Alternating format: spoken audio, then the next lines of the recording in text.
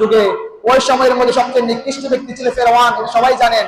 শুধু ফেরআউন নিকৃষ্ট ছিল না, ওই সময় অনেকজন ছিল, কিন্তু যিনি বেশি ছিল, যিনি বেশি জুলুম করেছেন, যাকে লানত দিয়েছেন, তাকে সবাই গালি দিবে। যে আজকে মুহররম মাস চলতেছে, আপনি যতই এজিদকে ভালো মানুষ পরিচয় করে দেন না কেন, যারা ইমানদার, যারা মুমিন, তারা সবাই এজিদকে গালি দিবে। ওই সেই রাসূল করিম রউফুর রহিমের নাতনি যারা ছিল, নাতিন যারা ছিল, ইমাম হুসাইন, ইমাম হাসান, এরা যখন জন্ম হয়েছে, এর আগে কোনো ব্যক্তির নাম হাসান রাখা হয় নাই, এর আগে কোনো ব্যক্তির নাম হুসেন রাখা হয় নাই। তাদেরকে ভালোবেসে, তাদের সিলসিলা, তাদেরকে মহব্বত করে, যেহেতু আওলাদ রাসূল, তারা ইমানদার ছিলেন, সঠিক ছিলেন, সেজন্য আল্লাহ তাদের নামকে, তাদের গুণকে, তাদের বয়স থেকে জিন্দা রেখেছেন।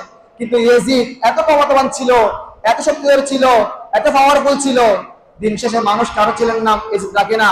দিন শেষে কারো নাম ইয়াজিদ রাখে না। ইয়াজিদ বললাম আমরা কষ্ট পাই, আমাদের কি হয়, আঘাত পায়, কেননা ইয়াজিদ নামটা তো লানত প্রাপ্ত। আমি এই কথা শেষ করে দিব। আল্লাহ রাব্বুল আলামিন বলেন, হযরত মুসা ইসলামের যুগে